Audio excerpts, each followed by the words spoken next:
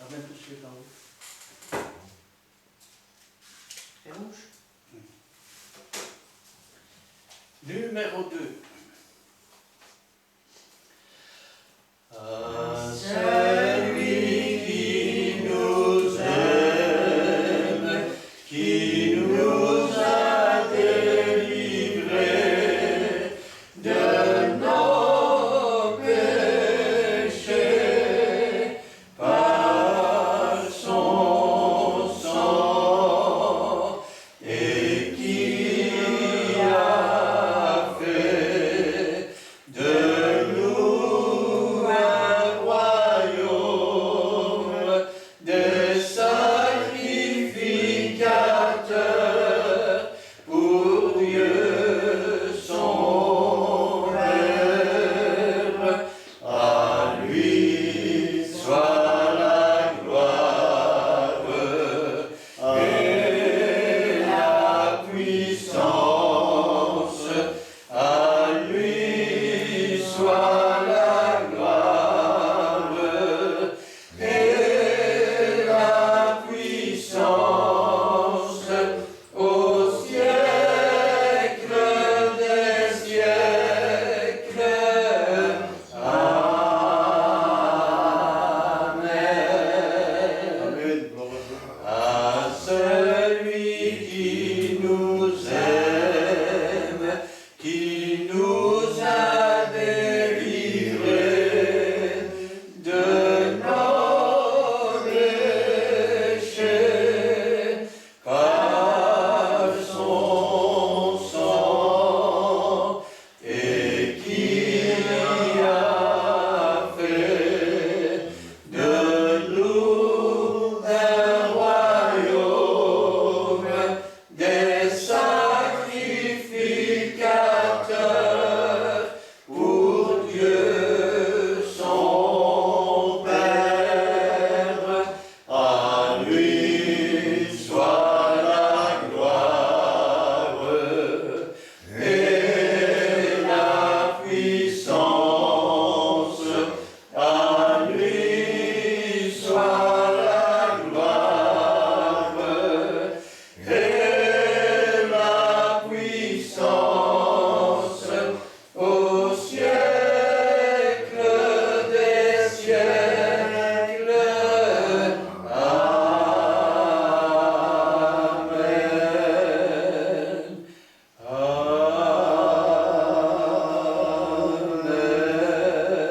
Amen. Amen. Amen.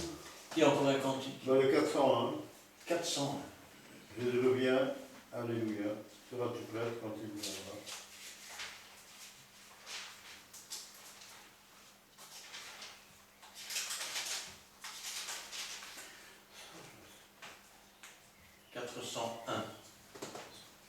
Mais vous mettez le 1 avec. Oui. 3. 400.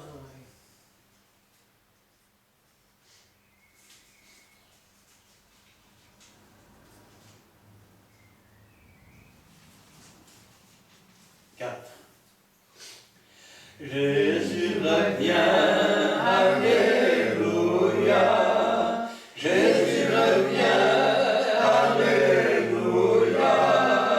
Seras-tu prêt quand il viendra? Alléluia, alléluia.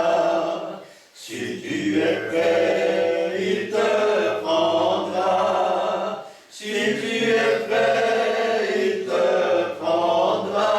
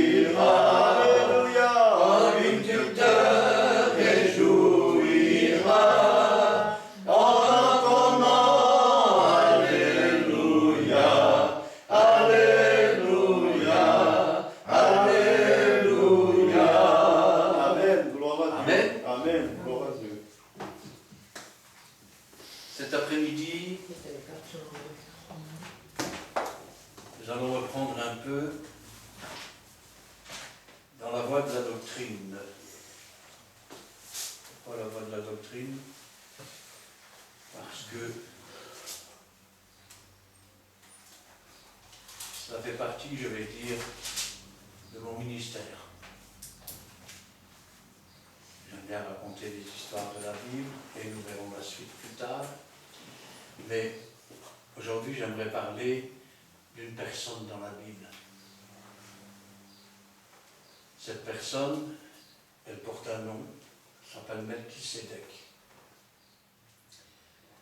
Pour 80, peut-être même plus, % des églises, Melchisédek est un type de Christ. Pour environ 10% des églises, eh ben, ça serait le Christ lui-même. Aujourd'hui, on va voir qu'il n'en est rien.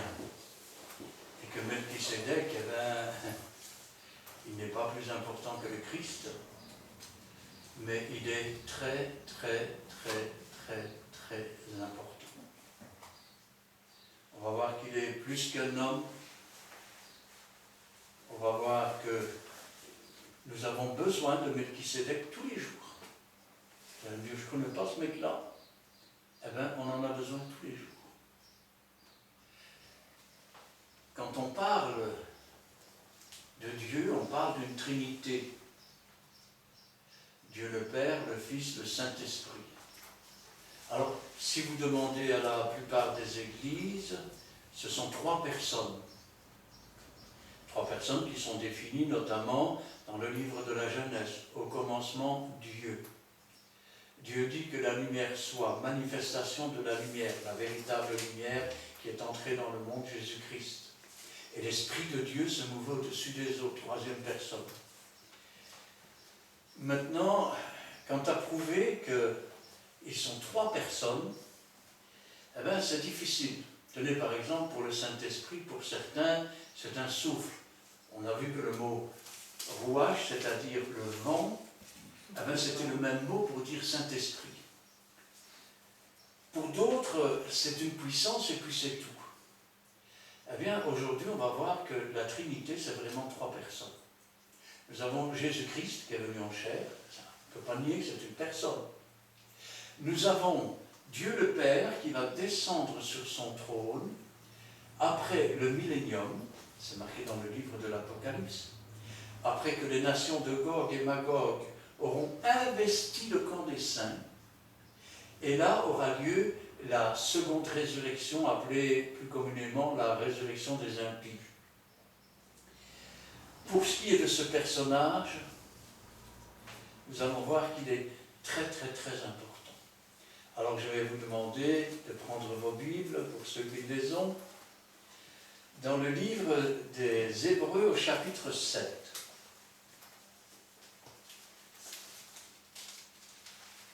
Vous savez, la parole de Dieu, c'est un peu comme un moteur.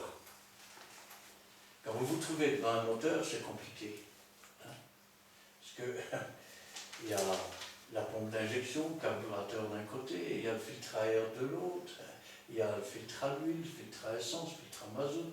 Hein? Vous avez des soupapes, des guides, vous avez des pistons, vous avez des bielles, vous avez des coussinets de bielles. Vous avez des vis de réglage, vous avez un volant moteur, et puis vous avez des poulies, vous avez des courroies de distribution ou des pignons. Alors tout ça c'est compliqué. Tant qu'on ne vous explique pas, eh bien, c'est comme qui dirait du chinois. On ne comprend rien. Alors aujourd'hui, on va essayer d'expliquer cela. Et je vais demander à mon frère et à Gina de remettre la parole du Seigneur entre ses mains. Père Céleste, par le nom de Jésus-Christ de Nazareth, je te laisse ce qui va être enseigné, Seigneur. Que cet enseignement soit béni et que se rende dans notre cœur, Seigneur, tout l'enseignement qui va être donné sur ta parole. Bénis ton serviteur, fais descendre une double onction de ton Saint-Esprit. Que ce soit le Saint-Esprit qui parle à travers lui. Dans le nom de Jésus-Christ de Nazareth. Amen. Amen. Merci Seigneur pour ta parole bénie que tu as préparée aujourd'hui pour ton peuple. Viens bénir ton serviteur, efface-le pour que ce soit toi qui parles à travers lui. Et aide-nous Seigneur à comprendre cette parole, à l'accepter, à la méditer, mais surtout à la mettre en pratique. Fortifie-nous tous Seigneur dans ta main puissante et gloire te soit rendue dans le bon nom de Jésus. Amen. Amen. Alors, on parlait des soupapes tout à l'heure. Est-ce qu'il y a quelqu'un qui s'y connaît en mécanique ici? Ouais. Un petit peu? Ouais. Bon. Alors, si maintenant on te demande de mettre un arbre à cam par rapport au vilebrequin, et que tu ne suis pas tout à fait les repères, alors il risque d'arriver un problème, où les soupapes vont cogner dans les pistons, ou alors l'avance à la mission ne sera pas faite. Le retard à la fermeture de la mission ne sera pas fait non plus. L'avance à l'ouverture d'échappement ne sera pas faite non plus. Et le retard à la fermeture d'échappement ne sera pas fait non plus. Résultat, on va avoir un moteur qui va faire plop, plop, plop. Eh bien, la plupart des chrétiens, quand ils disent cela, ils font aussi plop, plop, plop. Parce que souvent, je l'ai dit et je le redis, pour étudier quelque chose, il ne suffit pas de lire un passage et de dire « Ah oui, le pasteur m'a dit comme ça et comme ça ». Il faut prendre tous les passages. Et quand on prend tous les passages, après il faut les remettre dans l'ordre. Et quand on les remet dans l'ordre, eh bien, c'est un peu comme le moteur en question. Alors, on met les pièces chacune dans l'ordre, chaque fois avec les repères, chaque fois, je vais dire, avec les réglages. Et alors, quand on met en route, tout est clair. On a compris. Je vais procéder à la lecture du passage, et ensuite on va décortiquer cela. Je vous ai donné le passage. Hébreux 7. Hébreux 7, à partir du premier verset. En effet, ce Melchisédek, roi de Salem, sacrificateur du Dieu Très-Haut, qui alla devant Abraham lorsqu'il revenait de la défaite des rois et qui le bénit, et à qui Abraham donna la dîme de tout, qui est d'abord roi de justice d'après la signification de son nom, ensuite roi de Salem, c'est-à-dire roi de paix, qui est sans père, sans mère, sans généalogie, qui n'a ni commencement de jour, ni fin de vie, mais qui est rendu semblable au Fils de Dieu. Ce Melchisédek demeure sacrificateur à perpétuité. Considérez combien est grand celui auquel le patriarche Abraham donna la dîme du butin. Ceux des fils de Lévite qui exercent le sacerdoce ont d'après la loi l'ordre de lever la dîme sur le peuple, c'est-à-dire sur leurs frères, qui cependant sont issus des reins d'Abraham. Et lui, il ne tirait pas d'eux son origine. Il leva la dîme sur Abraham, et il bénit celui qui avait les promesses. Or, c'est sans contredit l'inférieur qui est béni par le supérieur. Et ici, ceux qui perçoivent la dîme sont des hommes mortels. Mais là, celui dont il est attesté qu'il est vivant. De plus, Lévi qui perçoit la dîme l'a payé pour ainsi dire par Abraham, car il était encore dans les reins de son père lorsque Melchisédek alla au-devant d'Abraham. Amen. Alors, la première chose qu'on nous dit, c'est que Melchisédek, eh ben, il a vécu déjà au temps d'Abraham. C'est au temps où il y a eu une guerre entre 5 rois contre 4, guerre qui d'ailleurs a été, je vais dire, comptée comme des fables par beaucoup, qui voulaient supprimer cela, mais on a retrouvé des documents historiques qui prouvent que cette guerre a eu lieu. Et comme il est revenu vainqueur, voici, un homme est venu. Cet homme, il porte le nom de Melchisédek. Alors Melchisédek, on l'a vu, ça veut dire roi de justice et de paix, mais aussi roi de Jérusalem, de Salem. Et cet homme, il n'est pas Dieu déjà, puisqu'il est sacrificateur du Dieu Très-Haut. Donc, nous voyons que cet homme est venu et Abraham lui a donné la dîme de tout. Et la question qu'on pourrait se poser, mais la dîme de quoi? Du butin, mais de quel butin? Puisqu'il dira au roi de Sodome, je ne prendrai même pas un cordon de chaussure de toi, je ne veux pas qu'on dise que le roi de Sodome m'a enrichi. Je ne prendrai que la part pour Eshcol et l'autre qui était avec lui. Que peut-on donner à Melchisédek comme dîme d'un butin? D'abord, qu'est-ce que le butin? Le butin, c'est un trésor qu'on ramène après une guerre. Juste? Quelle guerre menons-nous? Nous n'avons pas à lutter contre la chair et le sang, mais contre les dominations, contre les esprits célestes. Et les victoires que nous ramenons, c'est un butin précieux dans nos cœurs. Mais comme nous ne sommes pas ingrats, nous rendons notre dîme à Dieu. Comment peut-on rendre notre dîme à Dieu? Seigneur, je te loue et je te rends grâce, car c'est toi, Seigneur, qui m'as délivré. C'est toi qui m'as sauvé. C'est toi qui es intervenu ici, Seigneur. Sans toi, je n'aurais pu rien faire. Mais avec toi, je sais que tout est possible, car tout est possible à celui qui croit. Amen. Nous voyons ainsi que Abraham donna la dîme. La dîme, c'est les louanges, c'est le remerciement. Content ainsi que cette victoire, ce n'est pas sa victoire. C'est la victoire que Dieu lui a accordée. De même, chaque fois que nous remportons une victoire, nous remercions Dieu pour cette victoire, mais ce n'est pas notre victoire. C'est la victoire que Dieu a remportée. Dans un des passages de la Bible, je ne l'ai pas noté, mais un ange apparaît et dit, dès le premier jour, nous avons entendu ta prière, et il y a eu une guerre dans le ciel. Me voilà maintenant. Et nous voyons que Abraham a donné la dîme à Melchisédek. Et Melchisédek, eh bien, il a béni Abraham. Et on nous dit encore quelque chose.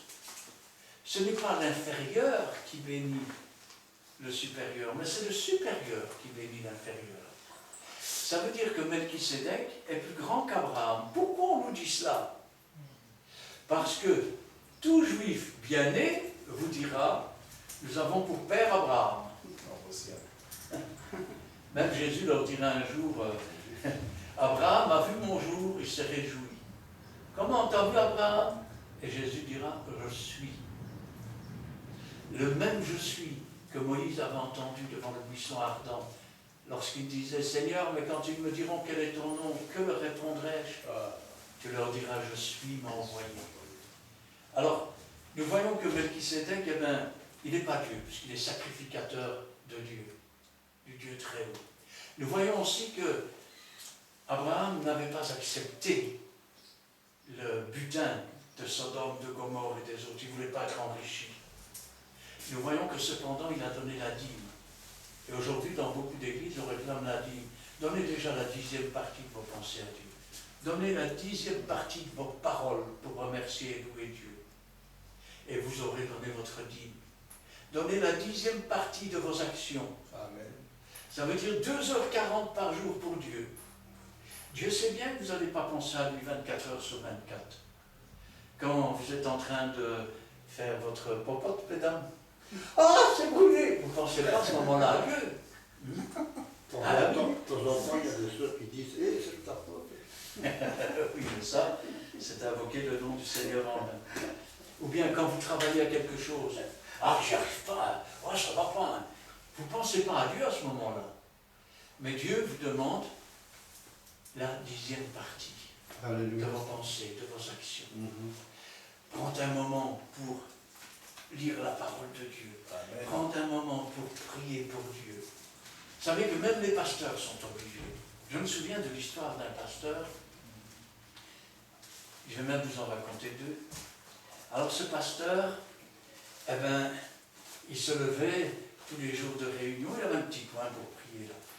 Et puis il s'agenouillait, il priait, et puis il se levait, il s'en allait. Mais depuis quelque temps, ça n'allait plus dans son église. On voyait que les gens bâillaient. On voyait qu'il n'était plus intéressé par la parole de Dieu, comme s'il y avait un froid, comme s'il y avait un assoupissement. Et puis un jour, il a fait un rêve. Il s'est vu, comme pour les jours de réunion, il descend, il s'agenouille, il fait sa prière, il s'en va, et au moment de s'en aller, il se retourne, et il voit un ange qui dépose un paquet. Et puis il se réveille. Ce jour-là, il est descendu, il est allé prier dans son petit coin, il s'apprêtait à s'en aller. Il s'est souvenu du songe qu'il avait fait. Il est retourné s'agenouiller. Et il ne s'est pas levé tant qu'il n'a pas eu la bénédiction. Quand je pense à ça, je me dis, Seigneur, combien de fois nous abandonnons trop vite, combien de fois nous baissons les bras trop vite. Parfois la bénédiction est tout près, mais on verra ça plus tard. Aujourd'hui est le jour du salut. Alors, Melchisédek, qui est sacrificateur du Dieu très haut, il est allé devant Abraham lorsqu'il revenait de la défaite des rois, qui le bénit, et à qui Abraham donna la dîme de tout. Alors, Melchisédek, il est d'abord roi de justice, d'après la signification de son nom. Ensuite, roi de Salem. Salem signifie Jérusalem. Et enfin, roi de paix. Rappelez-vous ce que disait Jésus quand il était sur la terre. Il disait, je vous donne ma paix et je vous laisse ma paix. Il n'a pas dit, je vous donne Jésus. C'est Jésus était là. Il a dit, je vous donne ma paix, je vous laisse ma paix. Mais quelle était cette paix?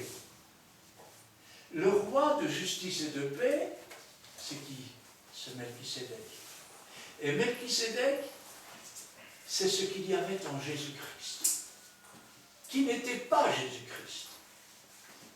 Je vous donne cette paix, parce que le roi de la paix est en moi.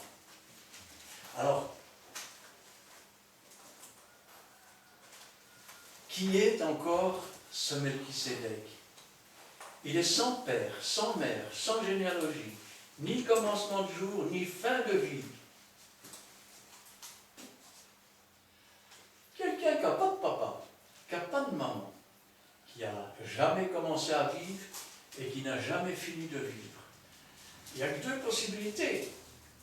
Ou il n'a jamais existé, ou alors il est Dieu. Parce que même les anges et les archanges ont été créés par Dieu. Mais Dieu, lui, n'a pas de création.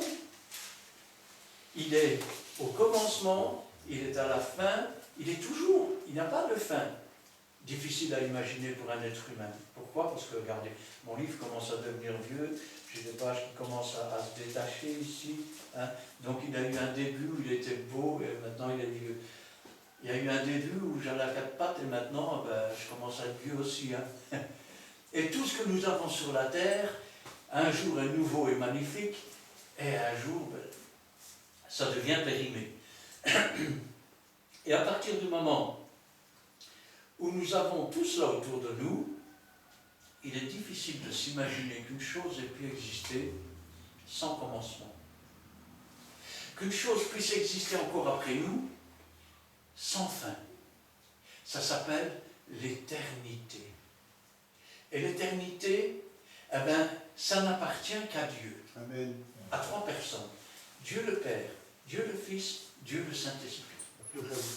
Alors, maintenant que nous savons ces choses, nous savons que Melchisédek, il est Dieu.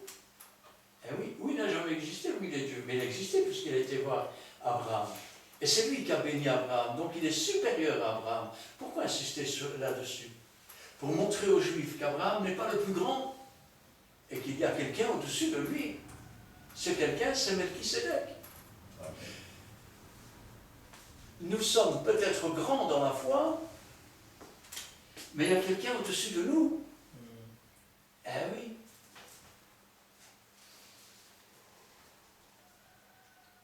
il est rendu semblable au Fils de Dieu. Alors, si je prends mon frère là-bas, il est rendu semblable à moi. Par la foi, par la prédication, par... Mais est-ce qu'il est moi? Il n'est pas moi. Vous voulez dire alors Melchisédek n'est pas Dieu? Bien sûr, puisque si je regarde le verset 15 que nous n'avons pas lu du même chapitre, cela devient plus évident encore quand il paraît un autre sacrificateur à la ressemblance de Melchisédek. Qui est cet autre sacrificateur qui ressemble à Melchisédek? C'est Jésus. Regardez ce que Jésus dit. Il vous est avantageux que je m'en aille. Sinon, le consolateur ne viendra pas. Je vous enverrai un autre consolateur. Il est consolateur et il va envoyer un autre consolateur. Il est Fils de Dieu, rendu semblable à Melchisédek. Et puis, je continue ma lecture. Ce Melchisédek demeure sacrificateur à perpétuité. Vous savez, Aaron a été sacrificateur. C'était un homme. Et non seulement il donnait et faisait des sacrifices pour lui, parce qu'il était aussi un pécheur, et pour le peuple, mais ces sacrifices devaient être renouvelés sans arrêt. Jésus ne pouvait pas s'offrir sur l'ordre ou à la manière d'un homme, puisqu'un homme est pécheur. Il devait donc faire appel à un sacerdoce beaucoup plus grand, beaucoup plus élevé. Alléluia. Un sacerdoce qui ne connaît pas le péché. Un sacerdoce qui ne connaît pas la mort. Qui n'est pas fait de Un sacerdoce qui est pur, qui est parfait, qui est sans tache. La Bible nous dit que c'est par un esprit éternel Alléluia. que le Seigneur s'est offert. Ce Melchisédek, il est sacrificateur à perpétuité. Or, Jésus est rendu sacrificateur à la manière ou à la façon de Melchisédek. Ce qui veut dire que Jésus, dans son sacrifice, a obéi à Melchisédek dans la manière. Or, qui l'a conduit à la manière de remplir sa tâche, si ce n'est le Saint-Esprit. Le Saint-Esprit lui-même. Ça veut dire que Melchisédek, c'est plus qu'un homme. C'est Dieu. Et c'est le Saint-Esprit.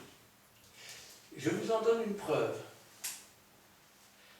Quand vous offrez des sacrifices d'action de grâce, c'est des sacrifices d'action de grâce qui sont rendus, inspirés par qui ou par quoi? Est-ce par l'homme, la chair? Ma question est simple pourtant. Quand vous faites des sacrifices d'action de grâce pour Dieu, les faites-vous par l'homme, par la chair ou par quoi vous le faites? Et dites-le, n'ayez pas peur. Par l'esprit. Par le Saint-Esprit. Ça veut dire que vous êtes sacrificateur à la manière ou selon l'ordre du Saint-Esprit. Les véritables adorateurs, ce sont ceux qui adorent en vérité et en esprit. Mais si Jésus-Christ est sacrificateur pour toujours selon l'ordre de Melchisédek, nous qui sommes ses enfants et qui marchons dans l'empreinte de ses pas, nous sommes donc aussi sacrificateurs selon l'ordre de Melchisédek. Je ne peux pas être sacrificateur selon un autre ordre. Ou alors c'est que je me suis trouvé un autre sacrificateur. Ce qui prouve encore une fois que Melchisédek est bien le Saint-Esprit.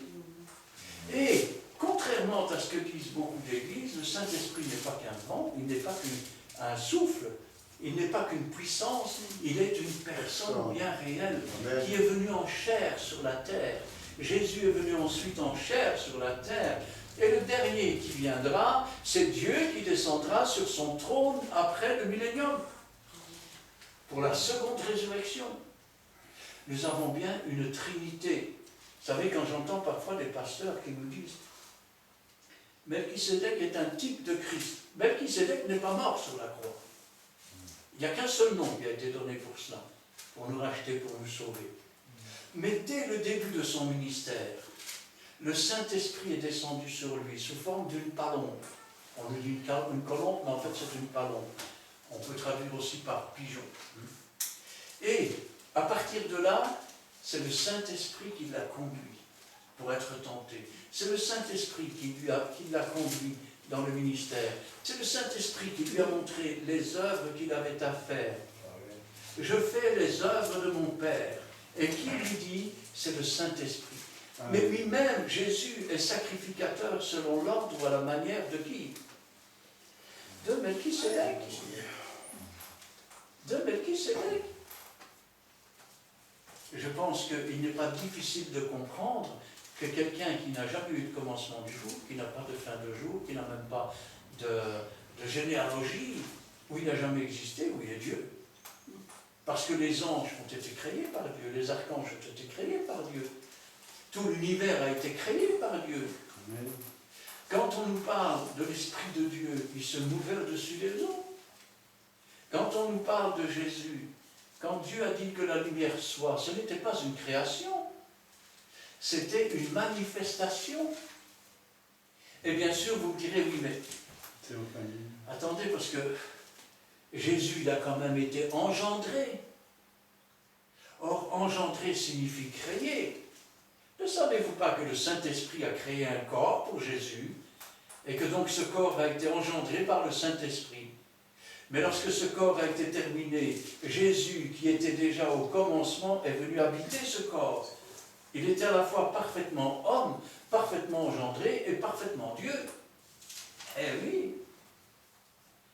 Nous ne parlons pas ici, je vais dire, de grandes personnalités du monde. Nous parlons de ceux qui ont créé l'univers avec une science parfaite. Quoi que vous regardiez, vous pouvez prendre les plus puissants ordinateurs du monde, aucun ne pourra calculer ce qu'est l'univers, comment il fonctionne. Nous sommes comme des enfants ignorants, même avec toute notre connaissance. Vous savez, je peux dire une chose, c'est que c'est valable pour les humains, c'est valable dans les métiers, c'est valable même pour les pasteurs. Moins une personne étudie, et plus elle croit en savoir. Et quelqu'un qui étudie vraiment, à un moment donné, il se dit, je ne saurais jamais tout apprendre. Il y a trop dans le monde. Ben oui, vous pouvez étudier tout ce que vous voulez, mais ça vous dépasse, quel que soit le domaine. À un moment donné, vous êtes arrivé à la limite, et il n'y a que Dieu qui peut, et qui a calculé au-delà. Comment un être humain peut-il se former et grandir dans le sein de sa mère? Il n'y a que Dieu vraiment qui peut dire comment. Ah oui, vous pouvez prendre une semence et vous pouvez commencer à la cultiver. Mais pouvez-vous lui donner la vie? Vous savez, les magiciens du temps de Moïse ont essayé. Quand Moïse a pris de la poussière et qu'il l'a lancé, qu'ils sont devenus des poux, les magiciens ont pris de la poussière et ils l'ont lancé. Ils leur ont retrouvé de la poussière sur la tête. Parce que seul Dieu crée la vie. Amen. Et ce Dieu, c'est une trinité, 3 personnes, dont un s'appelle notre Père. On l'a appelé, Jéhovah, erreur de traduction du tétragramme. On l'appelle aujourd'hui Yahvé. Le nom de l'Éternel est imprononçable. Imprononçable. Alors pour pouvoir le prononcer, on a ajouté le nom de l'Éternel avec le mot Seigneur, ce qui donne Yahvé. Parce qu'en français, ce n'est que 3 lettres et c'est imprononçable. Hein? Puis vous avez Jésus. Nous savons que Jésus-Christ, c'est Dieu avec nous, Emmanuel. Yeshua. Et puis il y a le Saint-Esprit. Et là, tout est devant nos yeux, tout est inscrit. Et puis là, j'entends que Melchisédek, c'est Jésus. Puis j'entends que c'est un type de Jésus. Puis j'entends qu'on ne sait pas tellement bien qui c'est. Alors que le Saint-Esprit porte un nom, c'est Melchisédek. Si Jésus-Christ est le roi des rois et le Seigneur des seigneurs, Melchisédek est le roi de justice et de paix. Je vous donne ma paix, je vous laisse ma paix. Je vous donne ce que j'ai en moi, dit Jésus.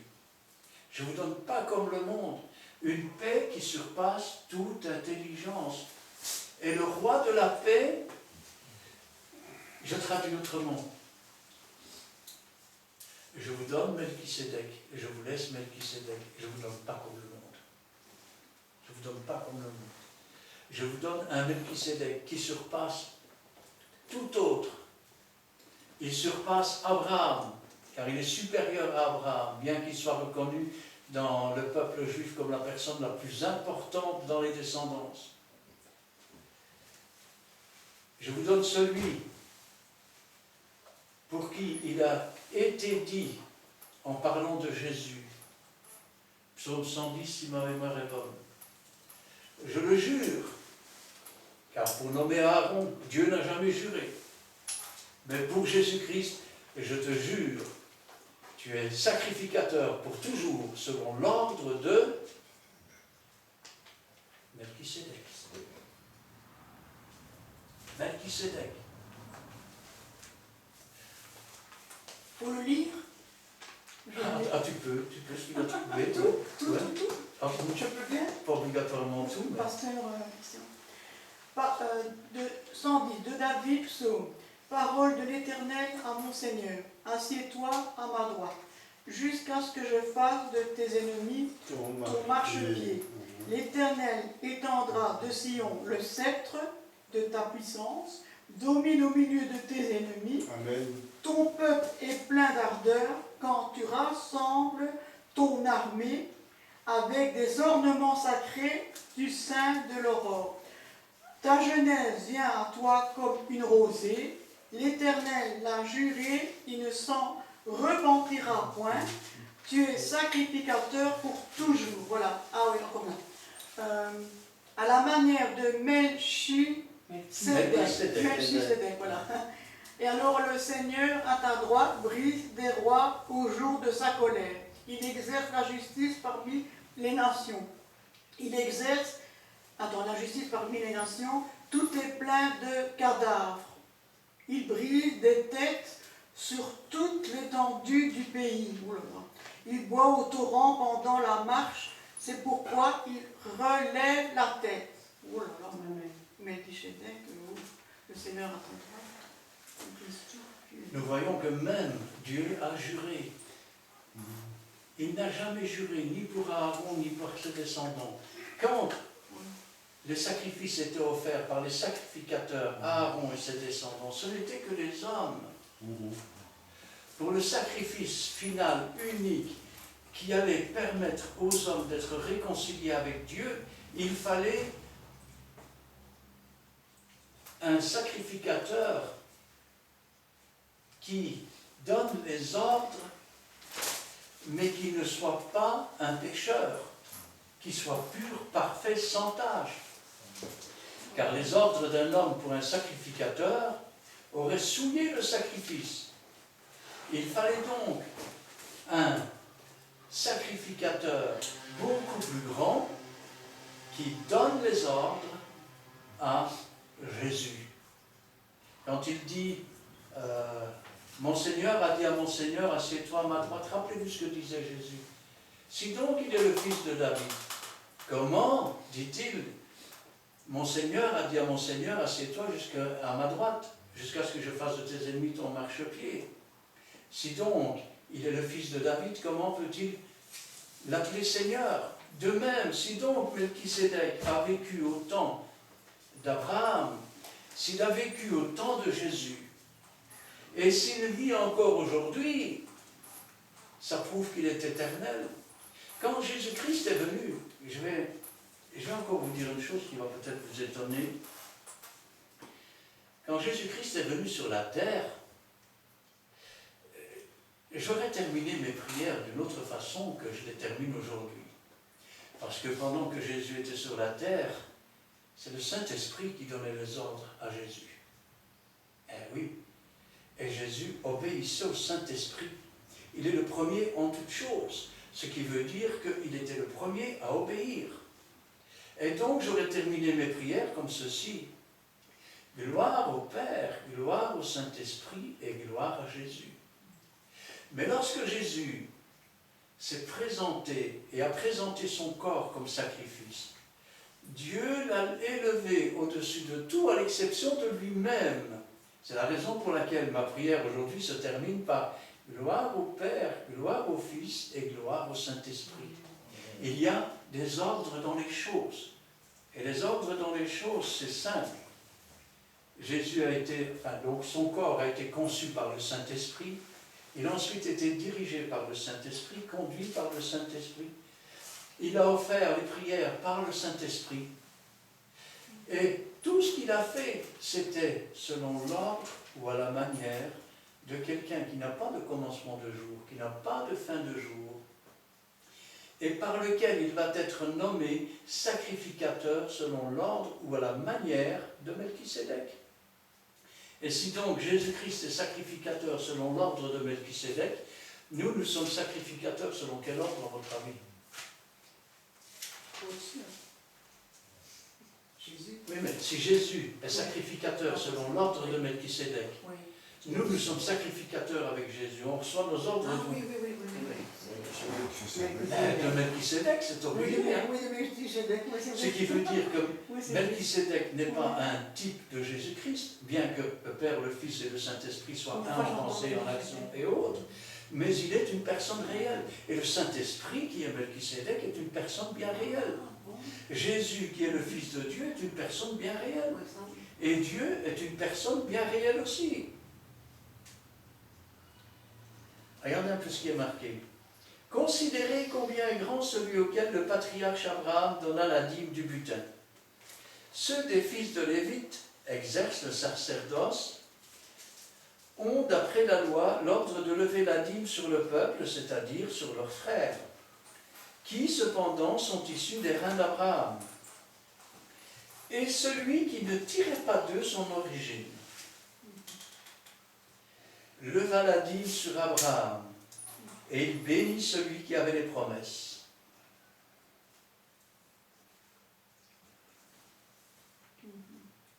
Vous vous souvenez des paroles de Jésus? Abraham a vu mon jour. Quand il est revenu vainqueur dans cette victoire, le Saint-Esprit est venu à sa rencontre. Il n'apporte pas le pain et le vin. Il le fait apporter, c'est quelqu'un d'autre qui l'apporte. De même que quand Jésus est devenu sacrificateur selon l'ordre de Melchisédek, il s'est offert sur la croix, mais c'est le Saint-Esprit qui a conduit les choses. Amen. C'est pour ça aussi qu'il nous est dit dans la Bible, il n'est pas venu avec le sang seulement, mais il est venu avec le sang et l'eau. Ça veut dire que sur la croix du Calvaire, il y avait le Saint-Esprit, Melchisédek, et il y avait Jésus. Et Jésus obéissait parfaitement à tout ce que Dieu lui demandait. Or, c'est sans contredit l'inférieur qui est béni par le supérieur. Et ici, ceux qui perçoivent la dîme sont des hommes.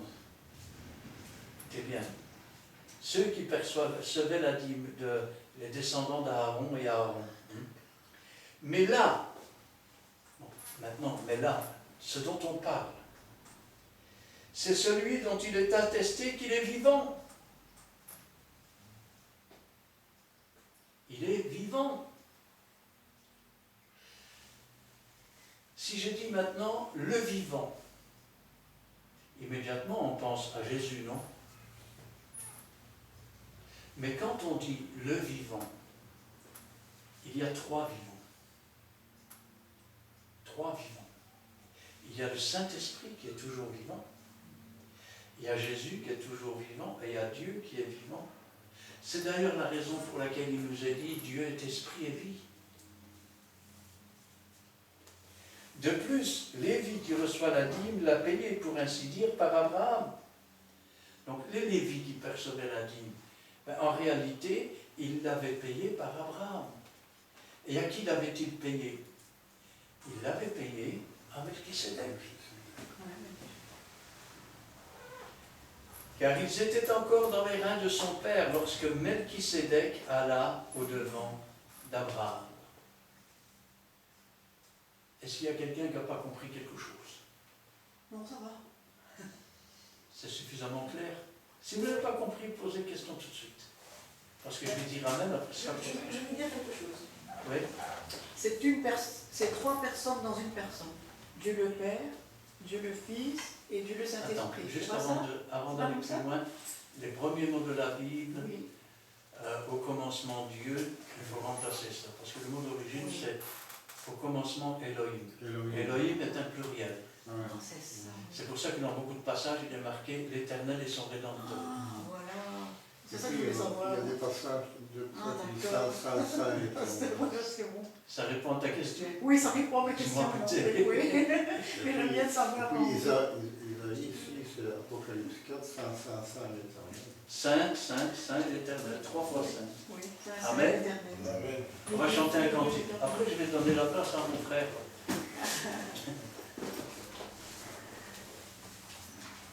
Je peux bien avoir un cantique. Quels sont les cantiques? Ah, tu n'as pas Oui, eu? oui, oui. Tiens, il y en a un ici. Merci.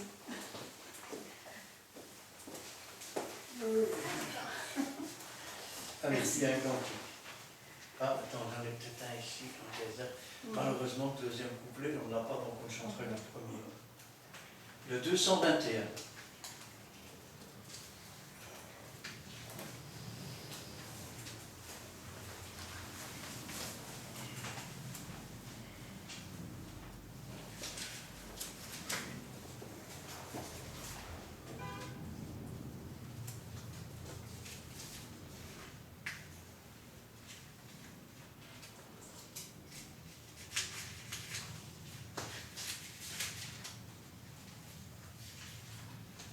Six, 24. Oh, Saint-Esprit, tout est bien de toi, souffle en mon cœur et fais ton œuvre en moi. Le livre saint m'en a fait la promesse. En attendant, je prierai sans cesse. Amen. Amen. Quelle voix. Je vais donc céder la place à mon frère.